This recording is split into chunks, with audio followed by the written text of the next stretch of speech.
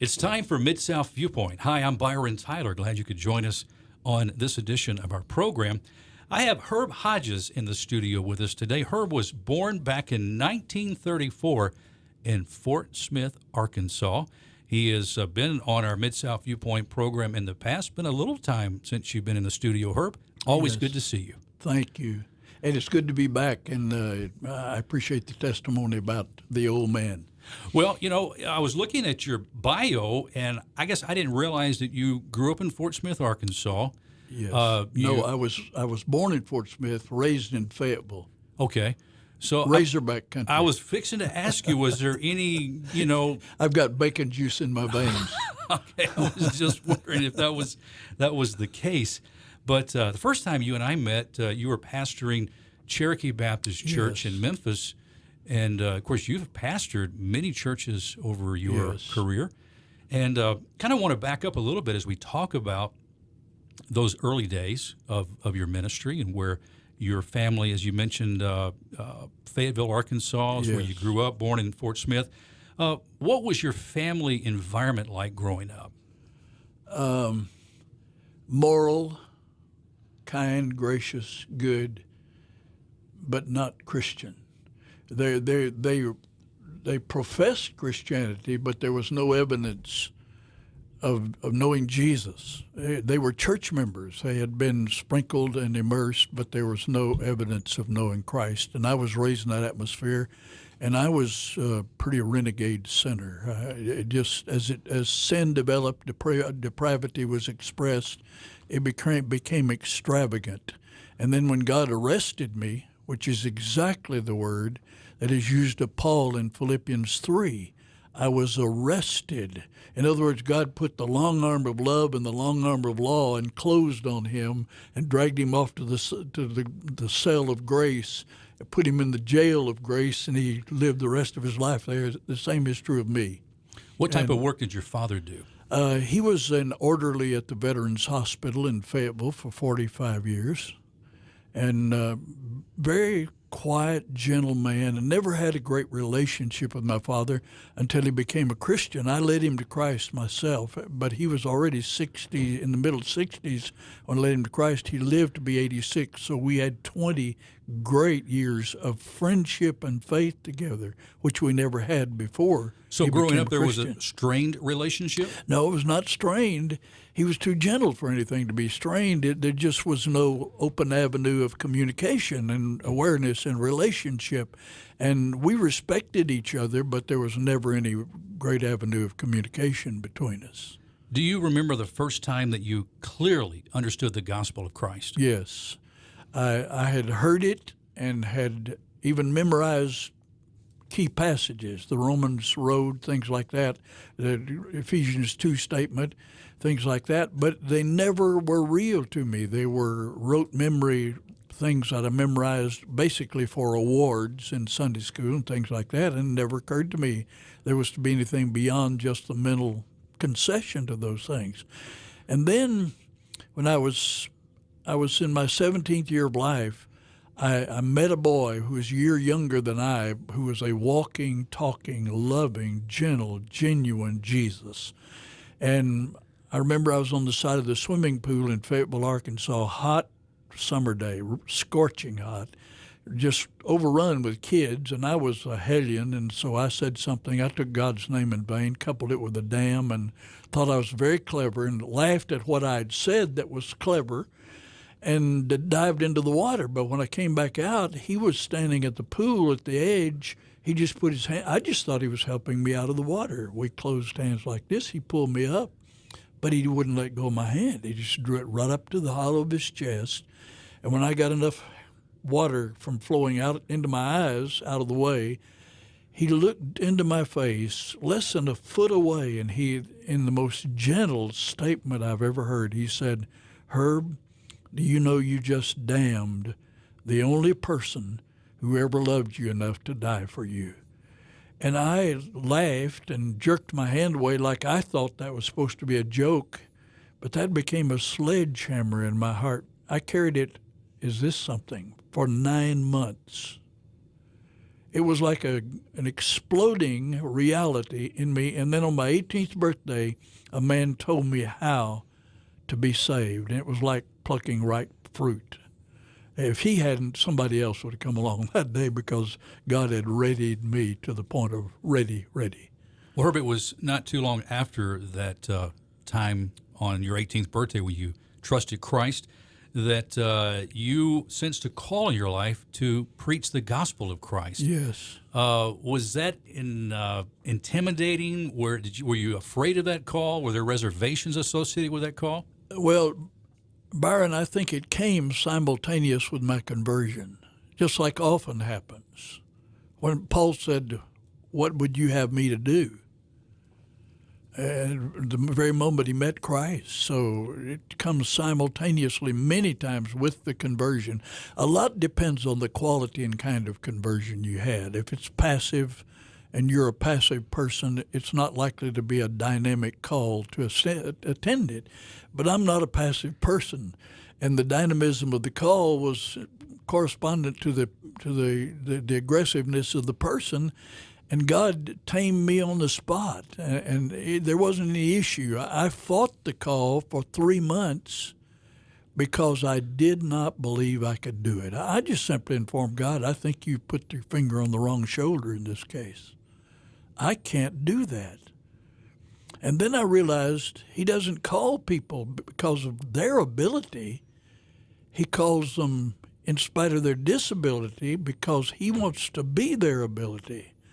And when I realized that, I said, I'll take your faith as mine. I surrender. And it's been one incredible, increasingly paced downhill run the rest of the way. Herb, when did you first understand the biblical truth of discipleship?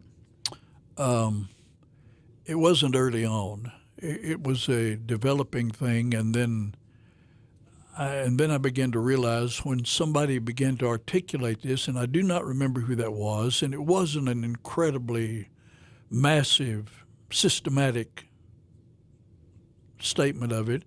It was rather a kind of a model mandate. I saw it in a person and saw a few disciples around him, and I realized that this is the way Jesus lived. Now, what does that mean? And then when I began to explore the strategy Jesus followed, of course, it led me squarely to the Great Commission, which I had always taken by the traditional view that it means missions. Well, the Great Commission is not primarily a missionary text. It is secondarily a missionary text. And if we did the second thing as the tail to the kite of the first thing, we would practice better missions than we do going directly after missions. It's to make impact. It's to make world impact by building disciples and building into them, each one, the catalytic vision of world vision so that he starts the movement himself like a hand going out in all directions, but from one stem point to the ends of the earth to the end of time. So here's the contention of the New Testament. One man, given the vision of Christ and the vitality of Christ in his life, and willing to victoriously pursue Christ and his purpose, can impact the whole wide world. And that's easy to see when you follow Disciple Maker around. You told me you just had Soup Campbell in here. Well, here's a leading example. He just returned from China on his approximate 20th trip to China, and that's only one nation of the world. Now, I think, I'm saying this carefully and safely and fairly and accurately, the last time he went, he took a team of 25, divided them into 12 teams of 2 each, and he was one team alone. They went into 13 provinces of China and have established a burgeoning disciple-making downline generational multiplication movement in every one of those provinces of China. Now it has spread beyond into Nepal, adjacent to China. So the possibilities of this are limitless if a person's vision and vitality agree with God. Herb, you mentioned there was the testimony of this young man that helped share the gospel of Christ with you and really create a sensation of God's holiness Absolutely. in front of you. Was there a similar individual that you saw that was leading that disciplined discipleship life that caused you to want to learn more about this relationship and this discipleship life?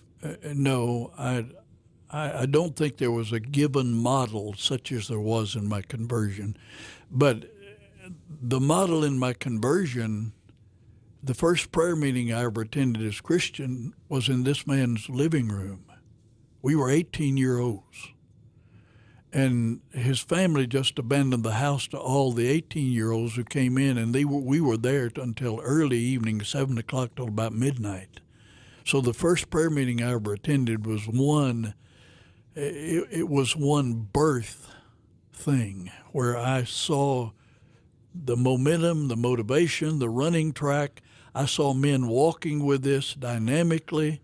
I saw modeled in him. He was the finest face-to-face soul winner I ever knew, and he's only 18 years old. So I had some incredible incarnational input into my life that modeled this, and it's contagious. So, and I got close enough that the contagion spread, and I've been doing this ever since.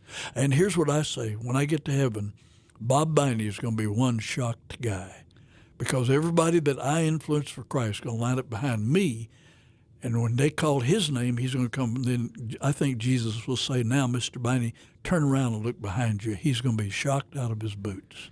Where in this part of your life did you meet your wife and you fall in love? Actually, she's a Memphian. So we've been married 30-something years, and at church, which is the best the best womb for a relationship like that to be born, and it was the first time I ever held her hand. We knew we had a life together, and it was in agreement. God had already put it in her heart, but she's very mild-mannered, would never have said anything to me. I was the leader, but I didn't know I was leading somebody already led. And it has been, I have never seen my wife angry, ever. I have never had an argument with my wife. I try to declare war. She's not a warrior. So what do you do with somebody when you start kicking, they just lie down and let you kick? No, see, that's a Christian. He denies himself. That's a perfect picture of my wife. She is a person who denies herself. And it has been one, I would rather have her praying for me than any person on earth. And her last words when I walked out of the house a while ago was, "I'll be praying for you while you're broadcasting today." Wow, that's a special lady, isn't she? It's a special lady. Special lady.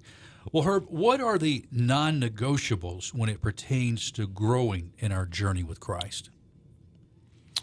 I think the first thing, where are my books? Give me my Bible. You got my Bible back there? The first thing is to wear your Bible like it's an appendage of your body.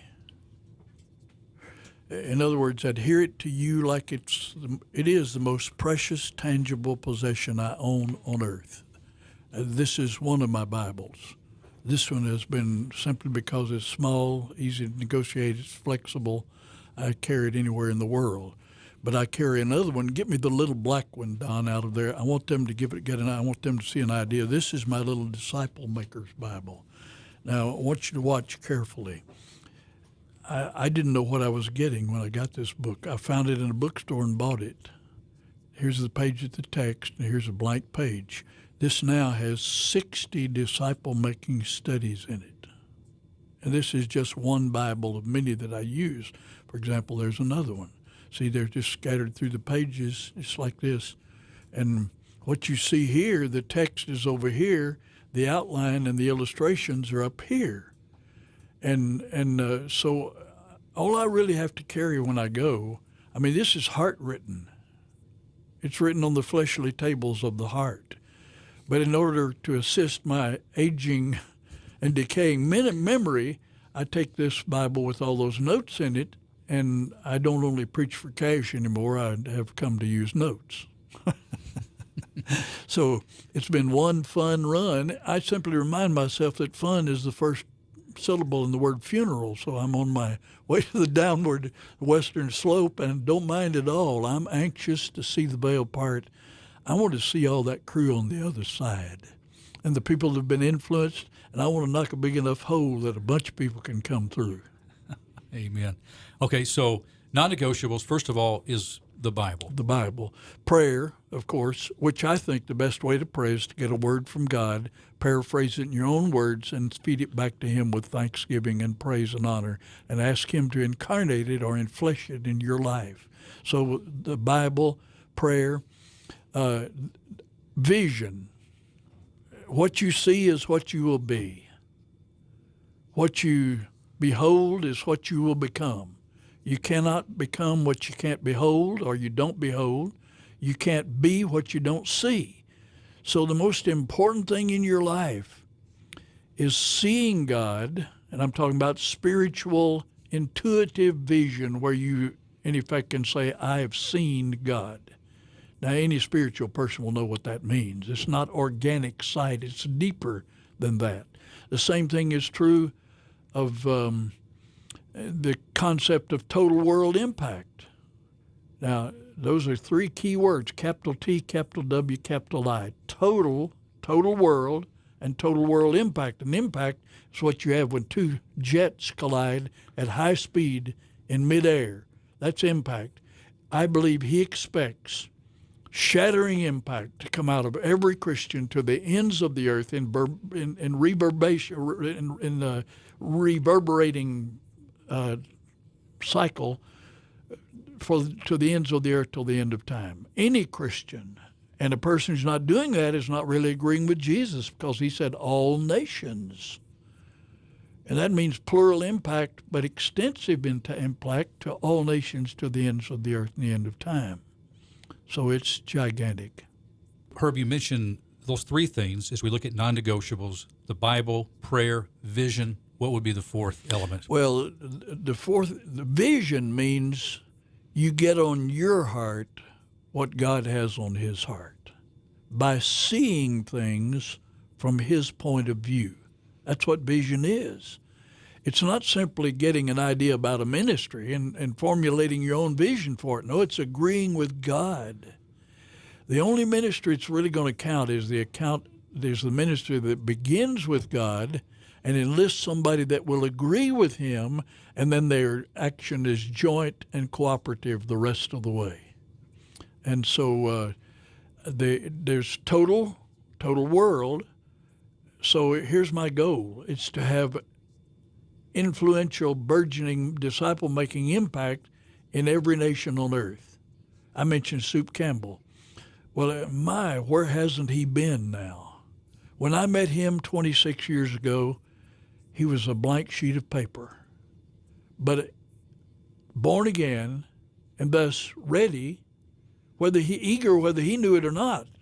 See, many people never get hungry till somebody puts a little hunger on their lips, on their taste buds. And so we began to travel together. He used to drive me. He called it driving Mr. Herb. And he used to drive me. If we'd go anywhere up to 300 miles, he would drive me, because that way we'd get to talk and listen. To a 300-mile driving trip with two visionary persons sharing vision is so vitally alive, people would think it was an ambush if they were in the car with us, and it is. That's exactly what it is. Many Christians have just never been ambushed sufficiently with God's vision. And vision, then a strategy to accomplish that vision. The key word in all of this is strategy. See, if Jesus hadn't had a strategy, it would not have made any difference who He was. It would have died in one generation. But He had a strategy of replication, reproduction. But that's not nearly enough. Reproduction dies in one generation. It's multiplication. And multiplication, beginning with one, can lead to 5 quickly, and those 5 multiplying can lead to 25 each quickly. So it enlarges to the ends of the earth till the end of time. So I should have by far larger ministry after I'm out of here than I am while I'm here. What is it in your own life that's caused you the most pain as it pertains in relationships with other people? I suppose the absence of the imparting of vision. I don't think I've ever had a real ill relationship with anybody. I don't remember that. I don't remember that I've ever really been angry with anybody, but I'm sure I have because of my nature, my disposition. I'm capable of that, but I don't remember such. I've tried to live to be contagious, to be infectious. And if I'm going to be that way, I've got to have the disease so badly myself that it almost automatically infects anybody that gets close enough to it. And I've got this disease eats me alive. And I say dis-ease, if you let me divide the words, dis-ease. I mean, I'm never totally at rest. I'm mobilized. I'm ready to hit the guy in the backfield on the other team and go after the enemy on his territory. So I'm mobilized enough that dis-ease is the order of the day. It's never just to sit down and rest and have no goal.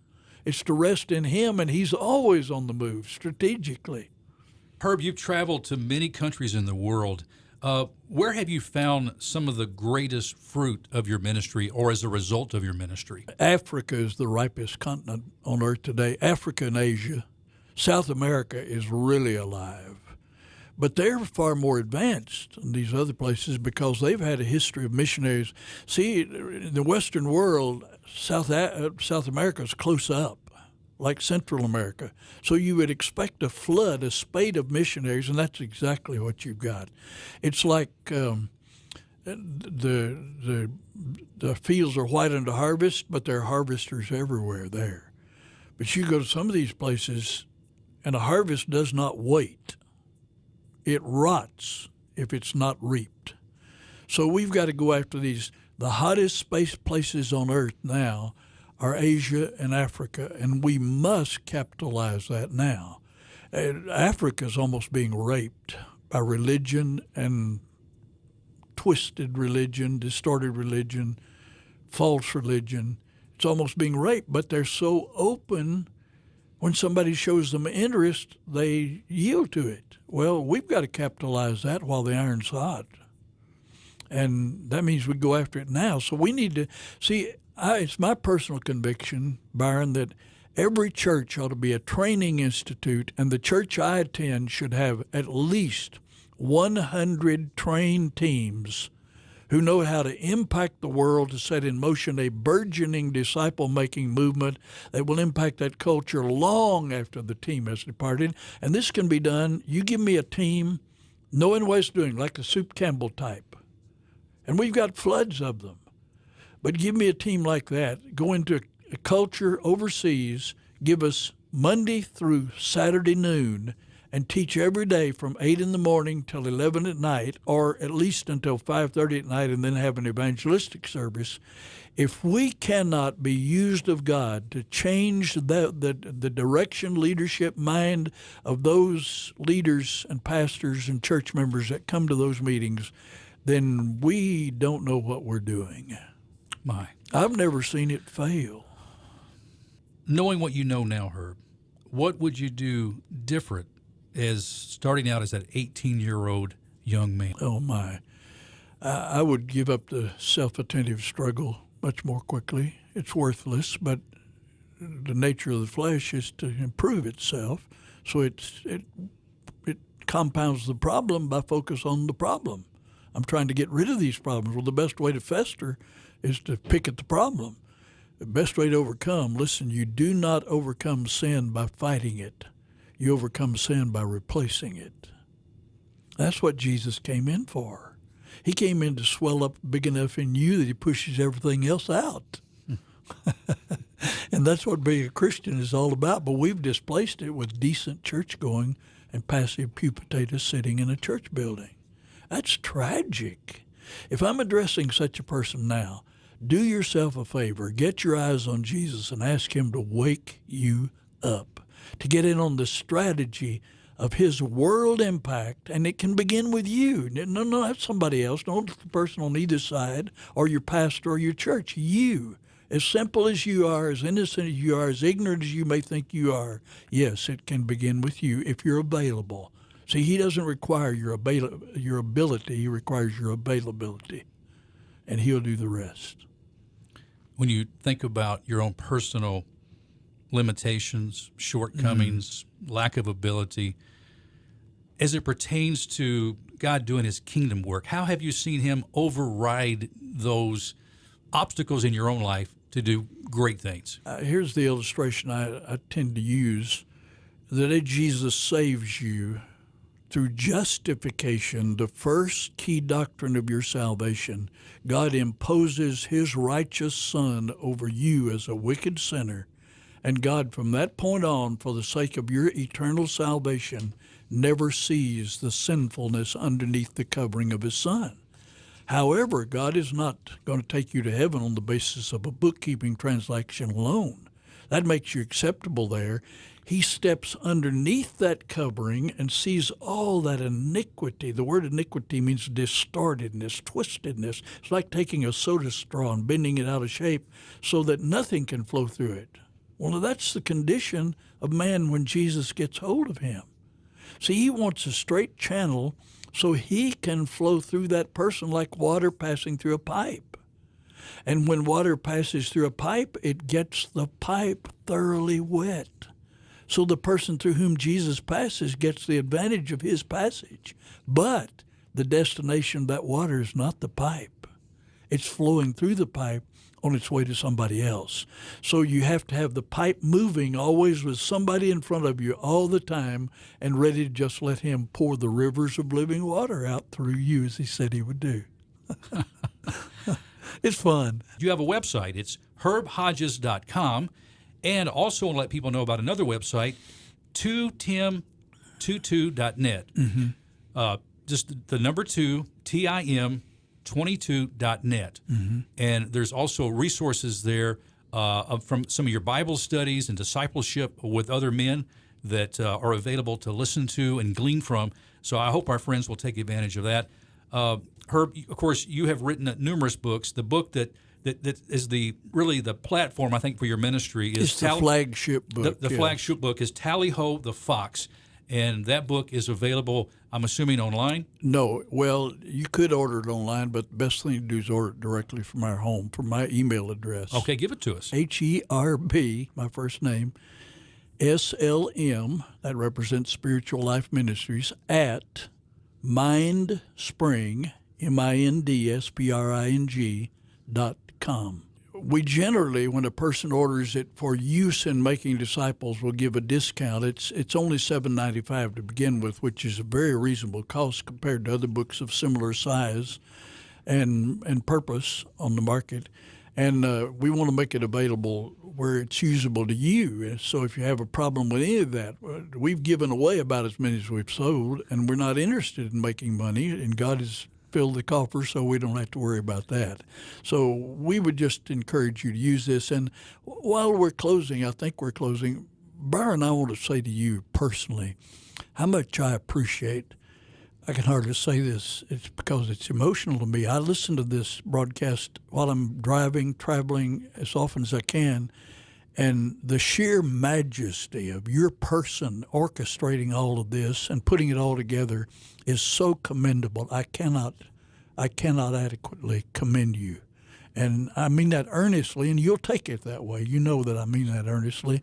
I don't mean it in any way to build egos and personalities, and you won't take it that way. But this is a highly commendable work, and I commend you for it. God bless you, my dear brother, Herb Hodges. I love you. I love you. And I thank you so much for sharing with Bot Radio today. Thank you.